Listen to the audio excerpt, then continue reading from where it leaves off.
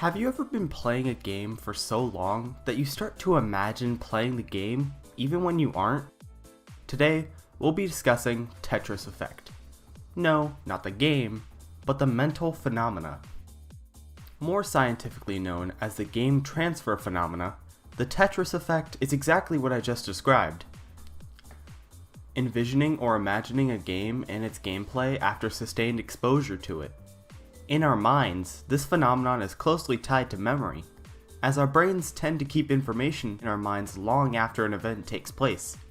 Game transfer phenomena sustains the memory of playing and experiencing certain games and puts patterns of it into our thoughts. This phenomenon could be seen in many ways. For instance, by its own namesake, Tetris. Initially released in 1984, the infinite puzzle game took the world by storm. Starting on computers of the time and gradually making its way onto every platform known to man, from the Game Boy to the Xbox, the PlayStation to smartphones, Tetris is everywhere. And that omnipresence is why the game transfer phenomenon is commonly referred to as Tetris effect. If you've never experienced this before, let me paint a picture. You stare at a random wall or surface after playing for an extended time. Suddenly, you begin to envision the blocks falling. You begin to imagine how the blocks would fit together, focusing on it as if you're playing the game. That's what Tetris effect is. It's the envisioning of a game or other activity after prolonged exposure to said game or activity. Another great example is Rock Band.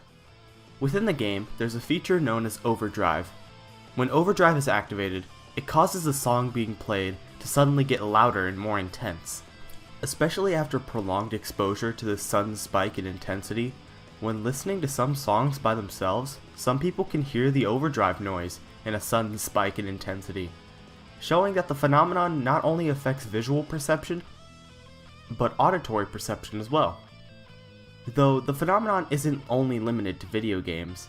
Many people have experienced the same phenomenon after extended exposure to things such as jigsaw puzzles, chess or checkers games, or even solving Rubik's cubes. Especially with the last example, the phenomenon can also affect people kinesthetically, with speed cubers instinctively moving their hands in a way to solve a Rubik's cube. One of the earliest cases of game transfer phenomena can be seen from Stephen Levy as he recollects a friend's experience with a game called Space War. As he describes in his book Hackers, his friend was walking home one night, looking into the starry sky and thinking, "Where's the spaceship?" as he instinctively spun around to grab a controller that wasn't there.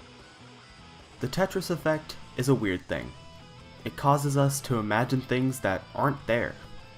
Whether that imagination is auditory or visual, it goes to show that the human mind is one weird and confusing thing.